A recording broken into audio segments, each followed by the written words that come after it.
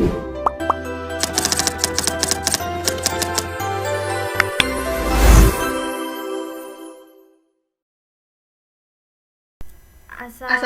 warahmatullahi wabarakatuh. Perkenalkan, saya Alia Sabrina Utami dan rekan saya Novin Rahmalia. Di sini kami akan melakukan uji asumsi klasik dan juga panel dinamis untuk data 16.1 menggunakan if use. Jadi yang pertama, nah ini adalah data 16.1-nya. Setelah itu kita masukin ke if use dari TC sampai LF aja, LN nggak usah. Terus di sini kita pilih balance panel. Tahunnya dimulai dari 1970 sampai 1984. Terus number of cross sectionnya 6 karena perusahaannya ada 6. Terus klik quick empty group seperti biasa. Lalu kita paste di sini. Nah, di sini kita bakal nyari kira-kira lebih baik menggunakan PEM atau PLS dengan uji cow. Jadi, kita akan yang pertama itu kita prop make equation, lalu C-nya pindah di sini. Terus panel optionnya ini kita ganti ke fix. Karena dia mau kita uji cow. Nah, ini. Terus kita klik view. Terus kita pilih redundant. Nah, di sini kan dia probabilitasnya kurang dari 0,05 ya. Berarti dia itu tolak H0. Artinya lebih baik menggunakan metode FEM. Nah, kalau dia FEM-nya udah lebih baik, kita lanjut untuk menentukan habis ini bakalan pilih FEM atau REM dengan uji Hausman. Nah, caranya itu kita copy objek dulu. Terus kalau mau ke Hausman, ininya kita ubah dulu jadi random. Lalu klik OK. Terus kita view dan kita pilih Hausman test. Nah, Hausman juga kebetulan probabilitasnya kurang dari 0,05 sehingga dapat disimpulkan bahwa H0 ditolak dan PEM itu yang lebih baik untuk melakukan uji asumsi klasik dan juga panel dinamis untuk kedepannya. Baik, selanjutnya saya akan melakukan uji asumsi klasik. Karena hasil sebelumnya FEM merupakan metode paling baik, maka ketika kita menggunakan regresi FEM. Yang pertama ada uji normalitas. Pertama, kita buka dulu regresi FEM-nya. Nah, setelah itu kita ke bagian view, residual diagnosis, histogram normality test. Nah, ini merupakan uji normalitasnya atau normality test. Untuk interpretasinya sendiri itu JB-nya itu sebesar 0,0171 dengan probabilitasnya itu 0,9914. Itu lebih besar daripada 0,05. Nah, H0-nya itu residual berdistribusi normal, sedangkan HA-nya itu residual tidak berdistribusi normal. Karena probabilitasnya tadi sebesar 0,9914 itu lebih besar daripada 0,05, maka itu gagal tolak H0, residual normal. Next, kita akan menguji multikolinaritas. Untuk menguji multikolinaritas pada data panel itu dilakukan dengan manual, yaitu mengubah data independen menjadi dependen. Caranya kita pilih key, PF, LF, open, SQ equation. Selanjutnya kita klik OK. Nah, ini merupakan uji multikolinaritas.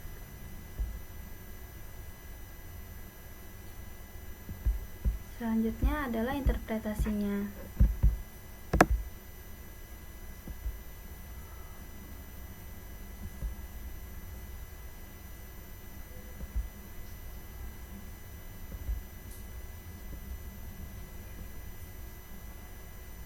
Nah, di sini bisa dilihat itu R squared-nya itu sebesar 0,1811034 dengan perhitungan FIFQ-nya itu sebesar 1,221051. Nah, ini bisa dilihat juga regresi keduanya itu R squared-nya itu 0,237480 dengan perhitungan FIF-nya itu 1,311371. Selanjutnya itu hasil estimasi FIF LF. Itu R squared-nya itu sebesar 0,340881. Nah, ini tuh perhitungannya hasilnya itu sebesar 1,517176. Kesimpulannya, berdasarkan hasil perhitungan variance inflation factor diperoleh nilai FIF untuk semua variabel bebas kurang dari 5. Dengan demikian dapat disimpulkan bahwa model regresi panel bebas dari masalah multikolinearitas. Hasil estimasi dapat diinterpretasikan dengan baik dan dapat dipercaya. Selanjutnya, kita akan melakukan uji heteroskedastisitas. Caranya itu kita kan tadi menggunakan regresi Venn, maka kita akan kembali membuka regresi Venn.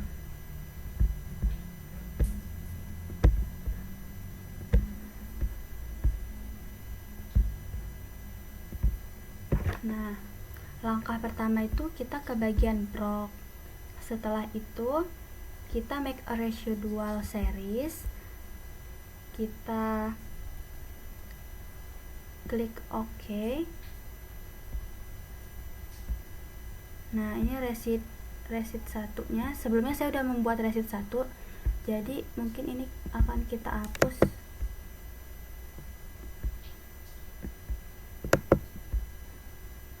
Kita delete, dan ini kita ganti menjadi resit 01.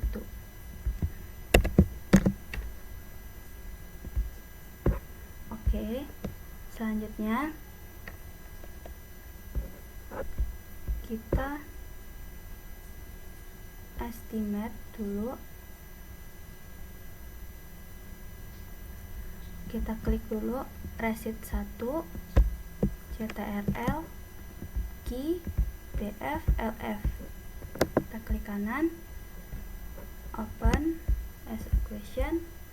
Nah, di sini C-nya kita taruh di antara resit 01 dan key. Nah, resit 01-nya itu kita kasih topi 2.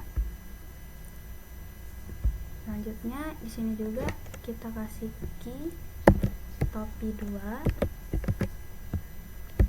PF topi 2, LF topi 2. Selanjutnya key bintang atau kali, key bintang PF, key bintang LF. Selanjutnya PF bintang LF. Oke, kita lihat dulu. Oke, udah benar. Kita bisa klik Oke. Nah, ini merupakan uji heteroskedastisitas. Di sini bisa kita lihat terdapat heteroskedastisitas. Maka untuk menyembuhkannya kita copy objek dulu, copy objek. Terus itu selanjutnya kita estimate kembali. Panel optionnya kita ubah menjadi fixed. Oke. Selanjutnya covariannya kita ubah menjadi wide cross section. Oke, bisa dilihat. Nah, ini sudah dilihat untuk perbaikannya. Sekarang adalah interpretasinya.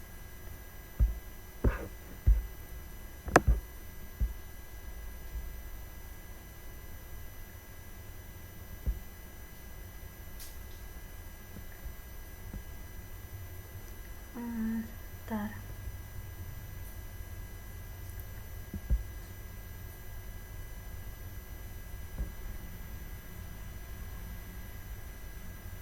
Nah, ini dia adalah interpretasinya.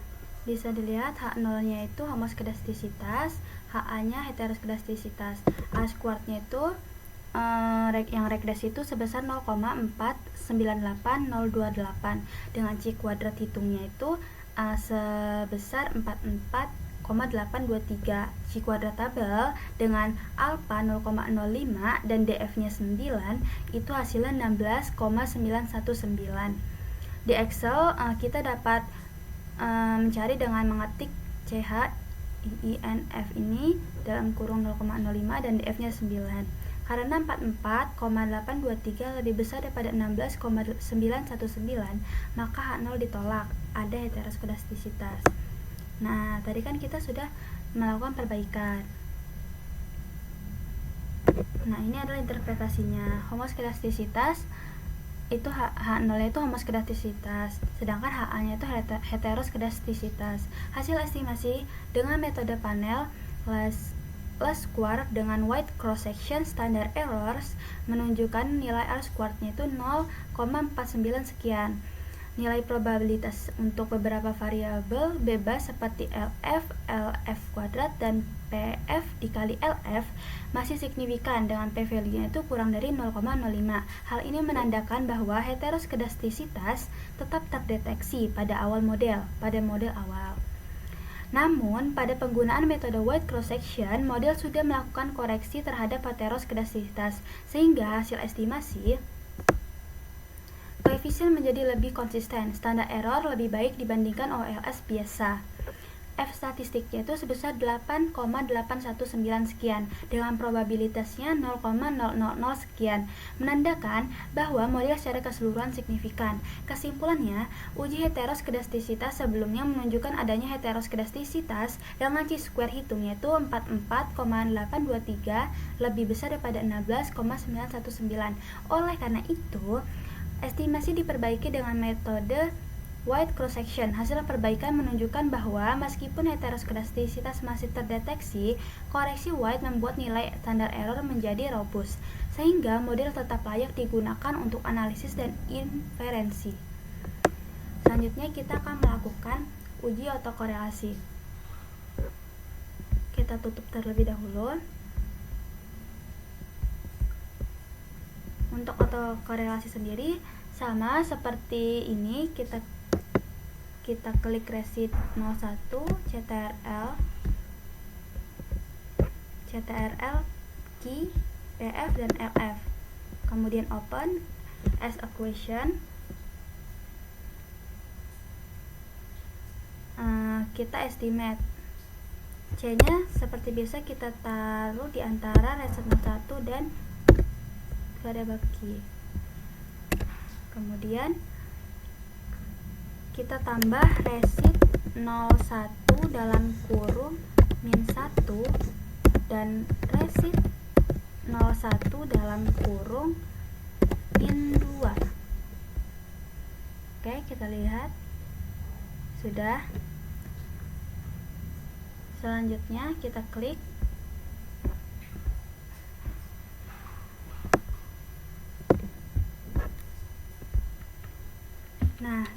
bisa dilihat bahwa terdapat autokorelasi dalam regresi ini.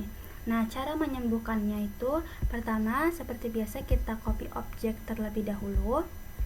Selanjutnya kita estimate ulang bagian panel option itu diubah menjadi fix lagi. Selanjutnya GLS weight-nya itu diubah menjadi cross section weight. Nah, Kita klik OK. Nah, ini merupakan hasil perbaikannya. Kemudian adalah interpretasinya.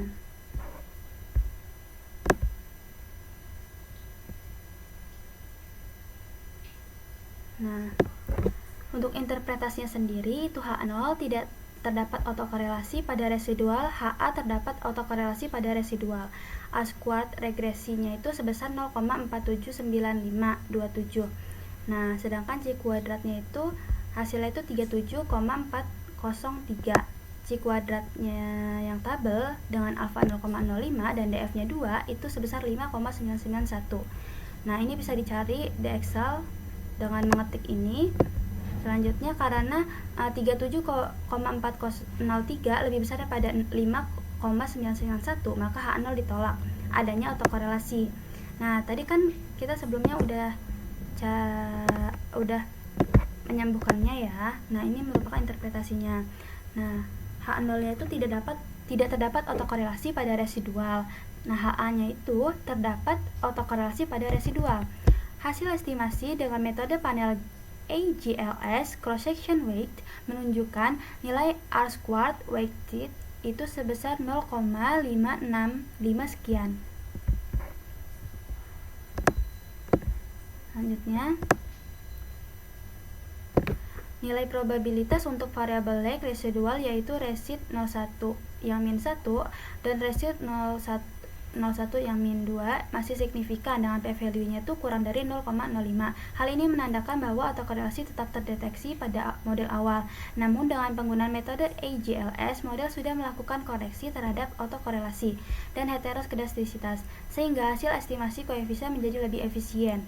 Nah, nilai dari Bin-Watson-nya itu 1,956 itu sama dengan 2, menunjukkan bahwa setelah perbaikan autokorelasi orde pertama sudah diminimalisir. Selanjutnya statistiknya itu sebesar 18,76554 dengan probabilitasnya 0,00 sekian, menandakan model secara keseluruhan signifikan. Kesimpulannya, uji LM sebelumnya menunjukkan adanya autokorelasi chi-square hitung sebesar 37,4003 lebih besar daripada 5,991. Oleh karena itu, estimasi diperbaiki dengan model AGLS. Hasil perbaikan menunjukkan nilai Bin-Watson sebesar 1,956 yang mendekati 2, sehingga autokorelasi sudah berhasil diperbaiki dan model layak digunakan. Terima kasih. Setelah diuji asumsi klasik, saya akan melanjutkan ke panel dinamis.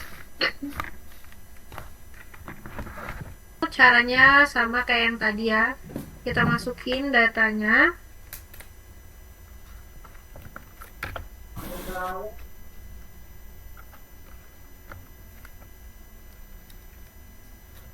Terus kita klik quick empty group, terus kita paste. Nah, setelah itu kita klik quick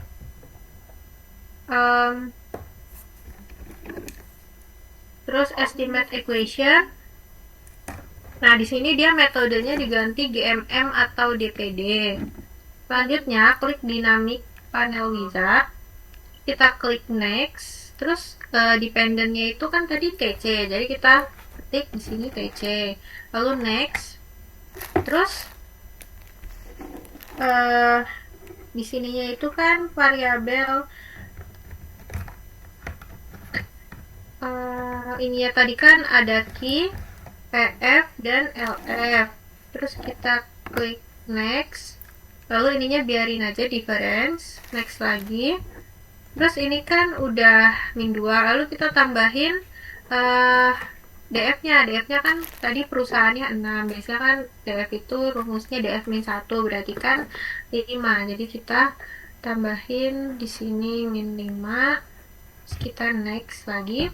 Terus ini biarin aja, lewatin, terus kita next lagi. Terus GMM iterationnya tetap 2 step. Terus ininya white period, kita next lagi, terus kita finish. Nah, setelah itu kita klik OK. Nah, ini tuh adalah hasil estimasinya. Selanjutnya kita akan melihat dari J statistiknya ini. Nah, kita masukin rumusnya ke komen. Rumusnya adalah scalar PVAL sama dengan cheese buka kurung.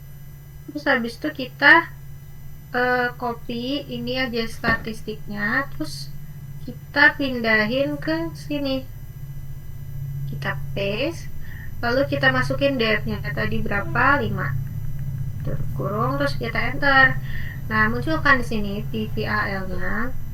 Nah, ini adalah P value-nya. Lalu interpretasinya adalah